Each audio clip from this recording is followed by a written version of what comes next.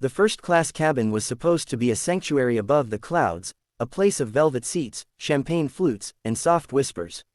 It was where people came to forget the world beneath them, to trade the chaos of airports for the hush of luxury. But tonight, serenity was impossible. A baby's cries shattered the silence. They started as small whimpers, but within minutes they grew into sharp, heart-piercing wails that echoed through every corner of the cabin.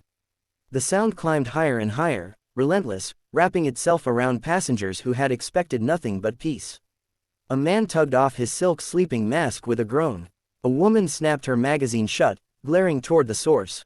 One passenger pressed noise-canceling headphones tighter against his ears, only to sigh when the baby's cries still managed to seep through.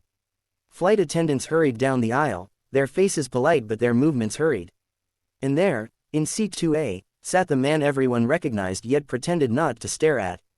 Alexander Grant, the young millionaire whose name filled news headlines and business magazines, the man with an empire that stretched across continents.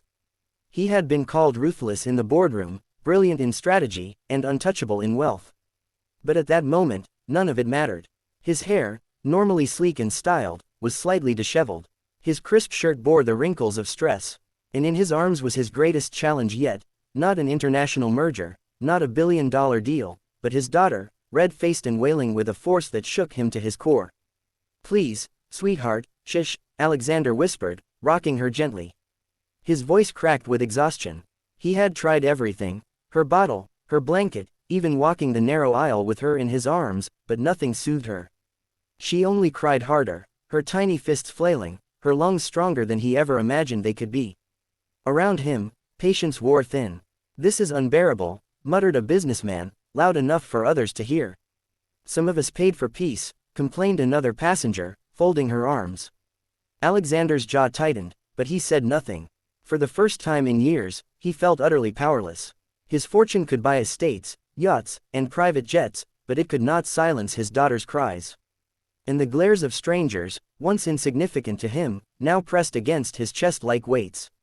He felt judged, not as a businessman, not as a millionaire, but as a father who couldn't comfort his child. In the last row of first class, someone else noticed the scene. She was a girl who didn't belong to this world of luxury. Her seat looked too large for her frame, as if she had stumbled into it by accident. Her clothes were plain, her long hair tucked awkwardly behind her ears. She wore oversized glasses that slipped slightly down her nose every time she looked up. In her hands, she clutched a book so tightly her knuckles whitened, as though it was the only thing anchoring her to the earth. Her name was Lena. Nobody noticed her. Nobody ever did. She had spent her life fading into the background, her voice too soft, her presence too unremarkable. People overlooked her in classrooms, skipped her in conversations, forgot her even when she stood right beside them. She had learned to live in silence, to take comfort in being invisible. But tonight, invisibility hurt. Every time the baby cried, Lena's heart twisted. She saw Alexander's desperation, his helpless attempts to soothe his daughter, and the growing annoyance of the cabin around them. She knew what it was like to feel helpless. She knew what it was like to feel unwanted eyes of judgment. And though she had never been brave, something inside her stirred, a whisper that maybe, just maybe, she could do something. Her fingers trembled as she set her book aside.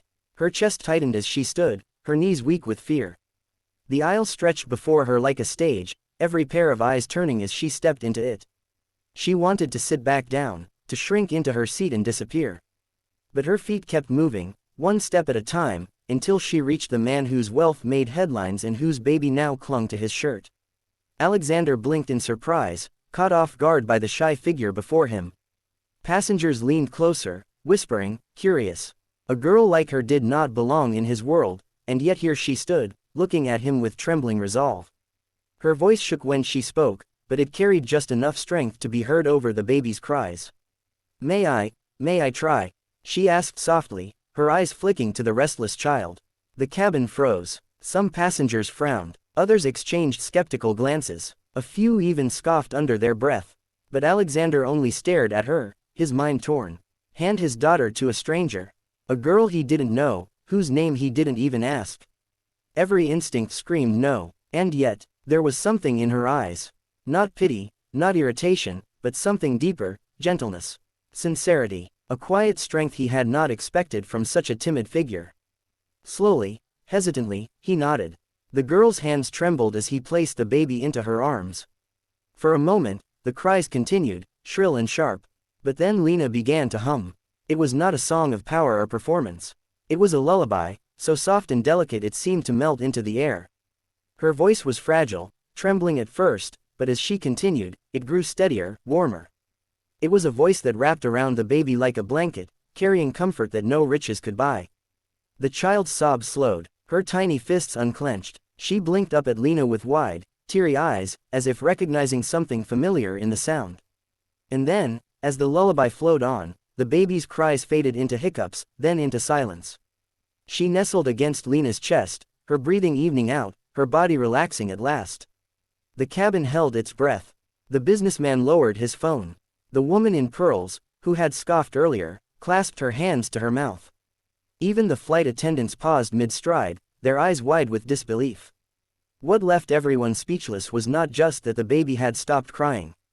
It was the girl's voice, gentle, soothing, yet carrying a depth of emotion that touched something raw in every soul present.